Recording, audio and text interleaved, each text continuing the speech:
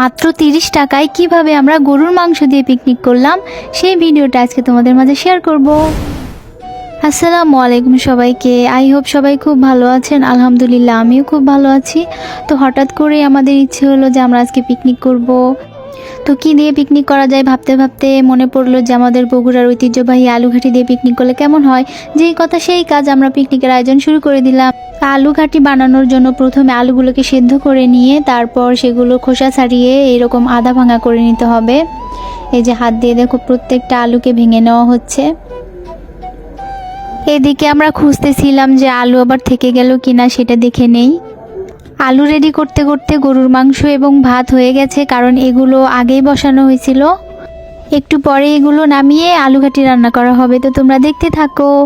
এখানে আলুগুলোকে ভেঙে নিয়ে তার ভিতরে পানি দিয়ে রাখা হচ্ছে যেন শক্ত না হয়ে যায়। এজন্য আলুঘাটি রান্নার জন্য যা যা লাগবে সব কিছু রেডি করে নেওয়া হয়েছে। এরপরে যে পাতিলে পেঁয়াজ দিয়ে তার ভিতর তেল দিয়ে পেঁয়াজটাকে বাদামি করে ভেজে নিতে হবে। পেঁয়াজ ভাজা হয়ে গেলে এর ভিতরে সবগুলো মশলা, আদা রসুন বাটা এগুলো সব অ্যাড করতে হবে।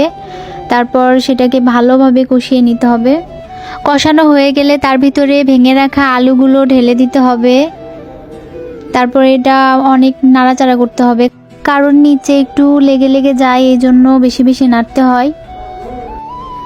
আর এদিকে দেখতেছি যে ভাবি ভাতগুলো বেড়ে নিচ্ছে, কারণ ভাতগুলো অনেক গরম। আর একটু পরে আলুঘাটি হয়ে গেলে আমরা খাবো, তো এই জন্য তাড়াতাড়ি করে বেড়ে নিচ্ছে। তো আলুগুলো কষানোর এক পর্যায়ে মাংস দিয়ে দিতে হবে তার ভিতর। এরপর মাংস দিয়ে আরও বেশ কিছুক্ষণ কষাতে হবে। এখানে আলুঘাটি হতে থাকুক, ওইদিকে আমরা একটু নাচ দেখে আসি। চলো, এই যে ঝাক্কা নাক্কা ডান্স হচ্ছে।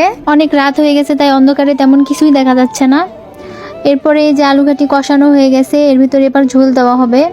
তো ঝোল দেওয়ার পরে আরও কিছুক্ষণ রান্না করতে হবে। বলক আসলে তারপর সেটাকে নামাতে হবে। তো এই যে আমাদের আলুঘাটি রেডি হয়ে গেছে, এখন এটাকে নামানো হচ্ছে।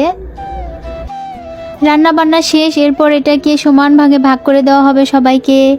এই যে দেখো সবাই থালা বাটি সব কিছু নিয়ে চলে আসছে। তো প্রথমে ভাতগুলো সমান ভাগে ভাগ করে দেওয়া হচ্ছে, কারণ কম বেশি হলে দেখা যাচ্ছে অনেকের মন খারাপ হবে। এই জন্য আর কি একটা ছোট বাটিতে করে সবাইকে একদম সমান ভাগে ভাগ করে দেওয়া হচ্ছে, যেন কারো মন খারাপ না হয়।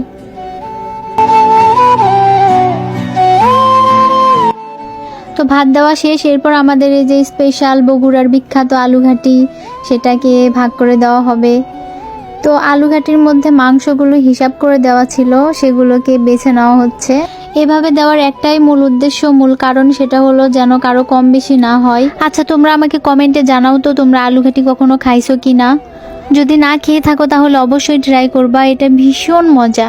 আজকের মতো এখানেই শেষ করলাম। সবাই ভালো থাকবা আর অবশ্যই কমেন্টে জানাবা ভিডিওটি কেমন লেগেছে।